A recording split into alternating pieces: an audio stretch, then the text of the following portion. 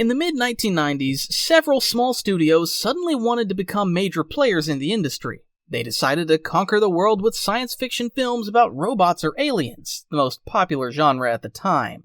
But back then, the market was oversaturated with science fiction, so most of these attempts completely failed, and the studios behind them were either passed around or simply shut down.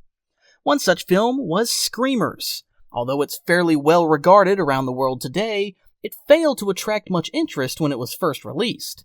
As a result, despite its modest budget, the film was a complete box office failure.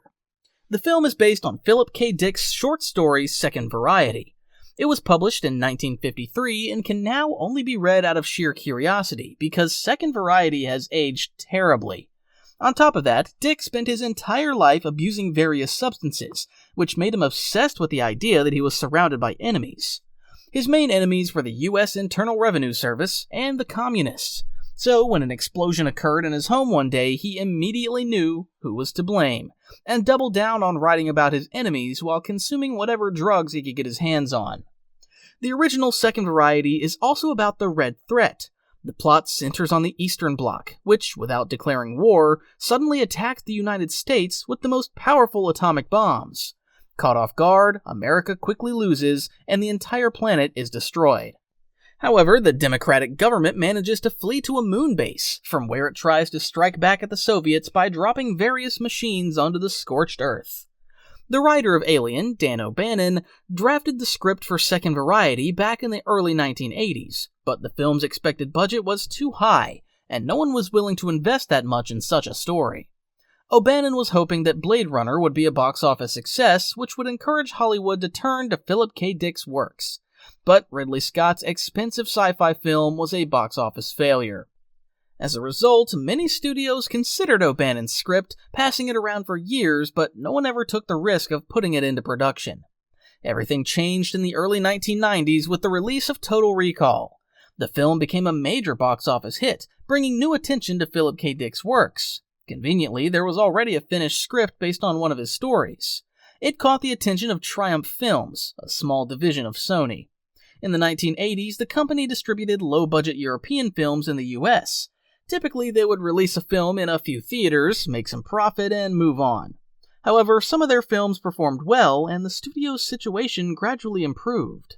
Triumph Films was the company that distributed Das Boot in the US, where it grossed $11 million. Quite an achievement for the time.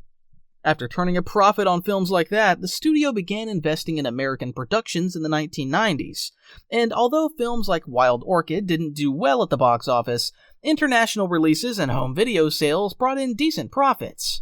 In the mid-1990s, the studio decided to move to the next level. They planned to do that with 4 films: Magic in the Water, Jury Duty, Solo, and Second Variety, which was eventually released as Screamers.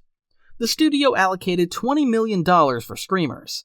That wasn't a huge sum at the time, but the film wasn't exactly low budget either. Today, its budget would be around $40 to $42 million. If you subtract Amy Adams and Jeremy Renner's fees from Arrival's budget, that would be about the level of production you can expect for that kind of money nowadays.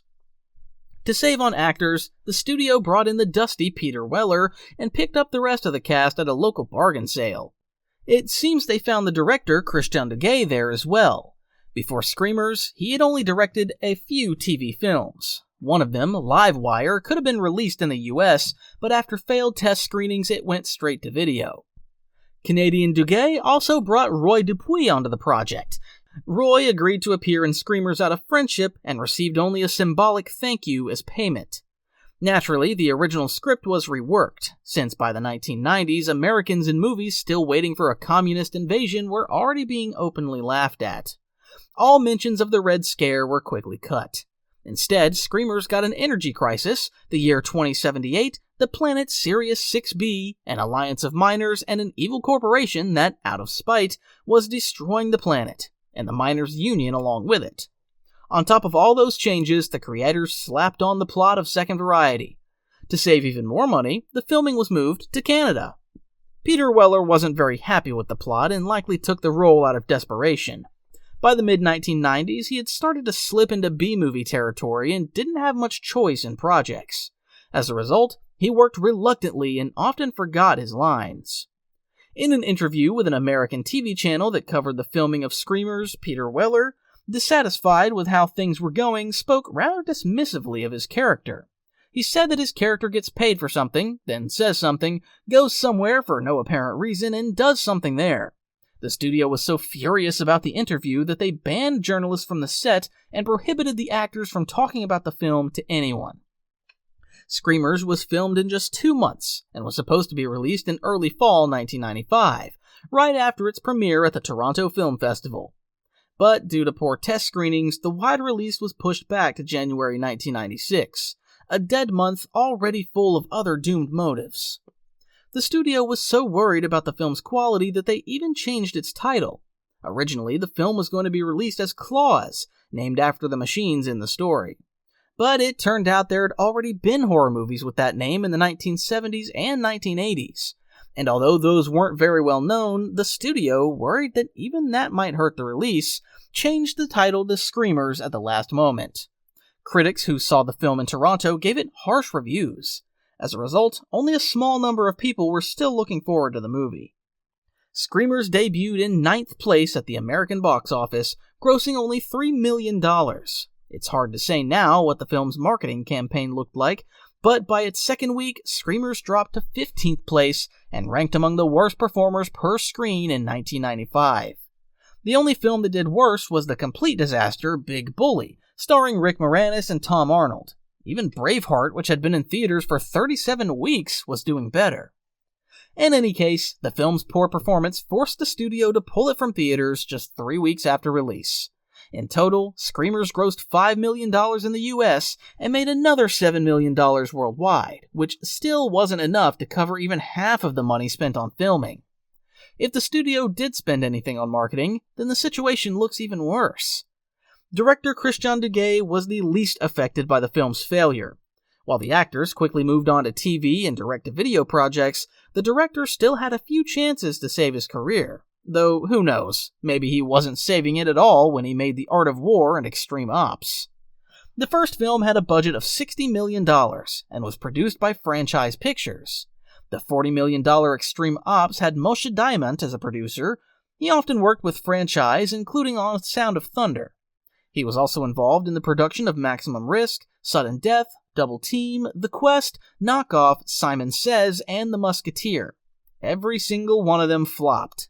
In other words, Moshe Diamant is a seasoned expert in flops. By the way, Solo with Mario Van Peebles was also produced by Triumph Films. The film hit theaters 6 months after Screamers and proudly soared to the same 9th place on the chart. 3 weeks later, Solo was also pulled from theaters, grossing only $5 million on a $19 million budget. The studio's remaining 2 films, Jury Duty and Magic in the Water, also flopped. To make things worse, Jury Duty was bombarded with Golden Raspberry Awards. Though considering the lead role was played by Pauly Shore, who has 4 Golden Raspberries to his name, that shouldn't be surprising. Such a successful 1996 left no chance for the studio. After releasing a couple more films in 1997, each grossing about $1 million at the box office, Triumph Films went bankrupt and was dissolved by Sony. 6 years later, Sony reopened Triumph Films. The company released 5 films, and true to tradition, each of them failed, and the company was closed again. In 2014, it was brought back to life once more, all for the sake of tradition. Right now, the studio is closed, but it might be too early to write it off completely. By the way, Screamers was supposed to have a sequel. The studio announced it before the film was even released in 1996. It was supposed to be a direct continuation of the first film, with Peter Weller reprising his role. But naturally, after the failure, it was quickly abandoned. However, Screamers did eventually get a sequel, although it had nothing to do with the original idea. The second film was released straight to video in 2009. This probably means the first Screamers did reasonably well on home video, and even turned a profit, since the sequel had a budget of $6 million. Still, it's only recommended for those who enjoy experimenting. The film has an audience rating of around 4.7 out of 10. Moreover, it features Lance Henriksen, who had already been appearing in B-movies throughout the early 2000s, and unlike many other actors who ended up in similar projects, Lance never bothered reading the scripts, and would act in films so bad they aren't worth watching. even for the sake of an experiment. As for Screamers, even back in the 1990s, it was clear the film wasn't expensive, and if you set aside the nostalgia factor, it's easy to see why it flopped. Still, the film has some interesting moments, and there were even more of them back then. Maybe that's why people still remember it, and why every now and then rumors of a remake or reboot surface. But so far, there's been no reliable official information on this. Thanks for watching, and stay tuned.